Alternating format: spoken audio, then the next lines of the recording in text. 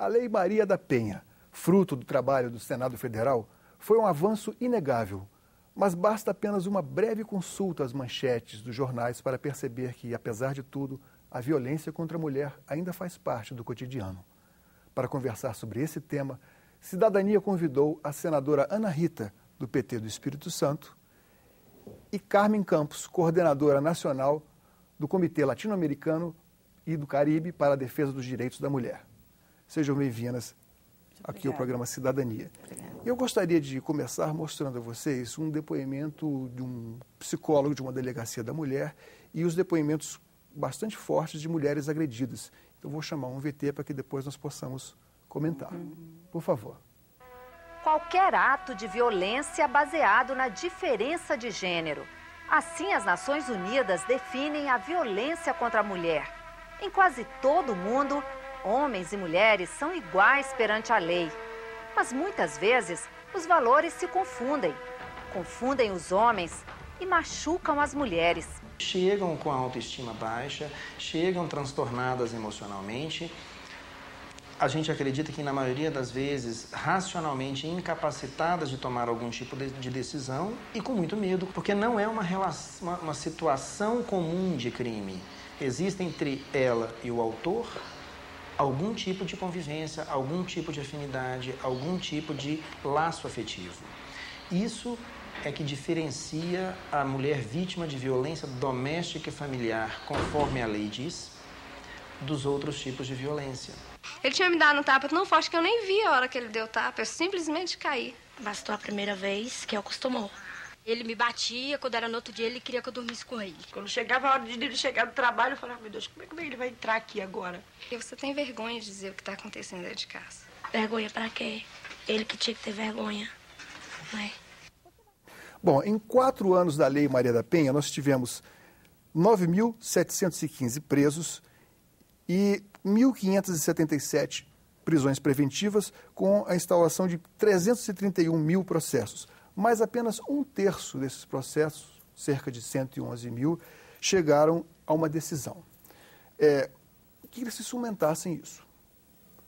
Por que é tão difícil, tem sido tão difícil, e se a decisão recente do Supremo Tribunal Federal, retirando a unicidade, ou seja, apenas a mulher poderia prestar queixas da agressão contra ela mesma, né? E agora a decisão do Supremo já amplia mais essa possibilidade.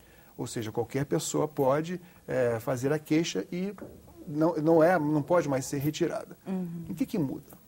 Eu acho que, primeiro, assim, acho que é importante nós destacarmos aqui que essa recente decisão do Supremo Tribunal Federal é importantíssima, porque assim como o psicólogo deu depoimento dele de que muitas mulheres, ao chegarem à delegacia para fazer o registro, elas chegam muito nervosas, elas estão psicologicamente com dificuldade de falar, enfim, estão muito sofridas. E muitas vezes essas mulheres, ao fazer a denúncia, ela fica com receio também, porque ela está denunciando o seu marido, o seu companheiro, uma pessoa que, querendo ou não, ela convive com ele, é pai dos seus próprios filhos, e ela tem uma certa dificuldade. Então, a decisão do Supremo Tribunal Federal foi importante nesse sentido, porque além de garantir a constitucionalidade da lei, ela assegura de que qualquer outra pessoa, membro da família, ou um vizinho, ou mesmo o Ministério Público, pode denunciar essa pessoa, esse homem que cometeu essa violência contra a mulher. Então, isso favorece a mulher, ela se sente muito mais segura, muito mais protegida e assim ela consegue manter a denúncia que ela faz. Porque nós sabemos que em alguns casos a mulher faz a denúncia e depois ela sabe que tem que voltar para casa, porque necessariamente, nem sempre ela consegue ser encaminhada para um abrigo, para um local para ficar protegida e ela fica com receio de retornar para casa.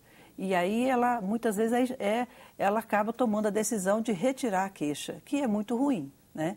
Então, a decisão do Supremo Tribunal Federal é importantíssima, porque fortalece a lei e assegura a essa mulher uma proteção maior. Carmen, qual a exata situação do Brasil comparado com os outros países da América Latina e os países do Caribe? Olha, o que a gente pode dizer é que a situação de violência das mulheres na América Latina, incluindo o Brasil, ela é muito similar, né? Os índices de violência são muito altos, a negligência dos poderes públicos é muito perceptível. E eu e a senadora vimos recentemente da audiência no Comitê CIDAW, no comitê que monitora o cumprimento da Convenção para a Eliminação de Todas as Formas de Discriminação contra as Mulheres, e uma resolução do comitê considera a violência contra as mulheres uma discriminação. Nós vimos recentemente de lá, onde o Brasil prestou o seu relatório informativo. Foi uma conferência na Suíça, né, em Genebra. Exatamente, né?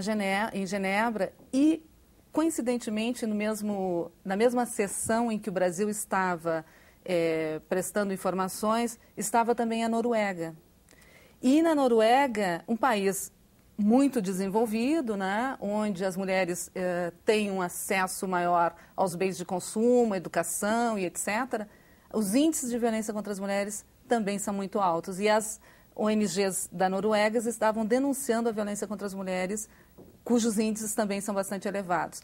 Então, o que a gente pode perceber é que o parâmetro, né, da violência contra as mulheres em todo o mundo ainda é muito alto. Na América Latina, nós temos algumas particularidades. Por exemplo, há países onde a violência contra mulheres indígenas, né, países com população indígena bastante grande, são também muito elevados. Então, dependendo da região, do país, nós temos algumas particularidades. Mulheres campesinas, né? Então, isso traz uma certa especificidade, mas não, digamos assim, não diferencia do ponto de vista dos índices, né, que são muito parecidos. Uma em cada 5 ou 4 mulheres é um índice mais ou menos que se pode dizer que permeia, digamos, a violência na América Latina. Ou seja, na sua visão, não há uma, digamos assim, uma separação entre... A violência, ela não incide mais sobre as mulheres de classe economicamente menos favorecidas? Não. Essa relação entre violência e pobreza, né, que se faz inclusive com outros crimes, é uma relação muito perigosa. Na verdade, o que se pode dizer, bom, é que as mulheres pobres talvez tenham mais dificuldade de sair dessas relações porque não existem ou não, estão desempregadas ou os aparelhos públicos não funcionam corretamente, mas essa relação de dizer, não, apenas as mulheres pobres sofrem violência, não é verdadeira. As mulheres, né, de camadas médias, o que não ocorre é a busca da solução via delegacia de polícia, que é o caminho encontrado pela grande maioria de mulheres pobres.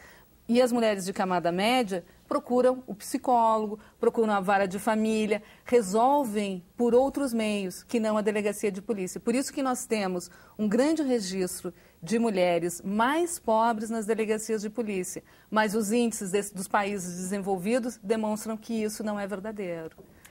Senadora, e no Espírito Santo, as entidades de defesa da mulher, as entidades e organizações não governamentais, elas têm se movimentado? Sim, o Estado do Espírito Santo, infelizmente, hoje é o Estado que é o que mais comete homicídio contra as mulheres. Ele está no ranking de homicídios contra as mulheres. E nós sabemos que as dificuldades que o Estado do Espírito Santo enfrenta não é diferente do que acontece nos outros estados. E essa é uma das razões, inclusive, da criação da CPMI. Porque, ao criar a CPMI, nós queremos identificar melhor por que um país como o nosso, da dimensão que nós temos, que tem uma importante legislação reconhecida internacionalmente, inclusive a Lei Maria da Penha foi citada na reunião do Comitê do CEDAW, nós temos uma legislação boa, não é? Mas as mulheres no Brasil continuam ainda sendo mortas. Então, e a cada ano que passa, os índices estão aumentando, né? Nós podemos dizer que hoje o Brasil é o 12º no ranking de 73 países em violência contra a mulher. E é importante também que tem um outro dado que aqui no Brasil mostra uma especificidade que dos casos de violência contra a mulher, 40% dos casos acontece dentro de casa, praticado por companheiros, né, namorados, irmãos, enfim, acontece dentro de casa. Então a CPMI, ela quer identificar justamente como que o aparato estatal, né, seja do Poder Executivo, seja do Poder Judiciário, como que ele está preparado para justamente dar cumprimento à legislação que hoje existe. Que a legislação é boa, é importante, ela é reconhecida, ela é conhecida pelas mulheres. Os dados também mostram que as mulheres, na sua grande maioria, conhecem a Lei Maria da Penha, ou pelo menos já ouviu falar, mas ao procurar o atendimento, elas estão encontrando dificuldade da sequência. Então, nós queremos justamente apurar isso, dos casos, né, como é que se dá, como é que os passos após a denúncia eles acontecem, quais são as principais dificuldades que os poderes constituídos estão encontrando. Agora, um dado importante diz respeito à divulgação. E uma pesquisa realizada pelo Data Senado apurou que, de 2 anos para cá, o percentual de mulheres que ficou informada a respeito da existência da Lei Maria da Penha subiu de 70% para 98%. Quer dizer, claro que nós estamos falando de uma fatia do público que assiste televisão, ou que tem telefone, ou computador para se comunicar e dar esse retorno ao Instituto de Pesquisa. Mas até que ponto as pessoas estão informadas dessa nova, e se é importante, essa nova decisão do Supremo, que coloca sobre a responsabilidade de denúncia, não só, que admite a denúncia não só da própria agredida, mas de um vizinho, do telefonema para o 180, né, que é o Disque Denúncia. A Central de Atendimento, o 180 da Secretaria de Política para as Mulheres, que inclusive tem mostrado esse crescimento de denúncias contra as mulheres. É importante, acho que o fato do próprio 180 mostrar que há um número bastante elevado de ocorrências, isso mostra que a sociedade brasileira realmente conhece o instrumento, né? Porque eu acho que tem um outro dado que é importante, que a violência contra a mulher, ela não tem classe social. Ela acontece em todas as classes sociais. E nós sabemos que muitas vezes as mulheres de uma classe social mais elevada, ela tem dificuldade de fazer a denúncia, e o 180 possibilita fazer isso, né? Que é de mais fácil acesso para as pessoas, né? Então, o Disque 180, ele realmente chega a todas as pessoas que desejam fazer a denúncia. Então, é um número importante ser divulgado, né? Com certeza. 180, Secretaria Especial de Defesa dos Direitos das Mulheres, desculpe. Uhum. Eu acho que os próprios movimentos feministas, né, os próprios meios de comunicação têm procurado fazer essa divulgação, né? E o próprio governo tem feito muito bem essa divulgação do 180. Agora, trabalhando mais na prevenção, o que há de errado com os homens, com os companheiros, com os maridos, e o que pode ser feito em termos institucional, tanto do ponto de vista do governo, quanto do ponto de vista de organizações não governamentais, campanhas mesmo educativas? Eu poderia comentar um pouco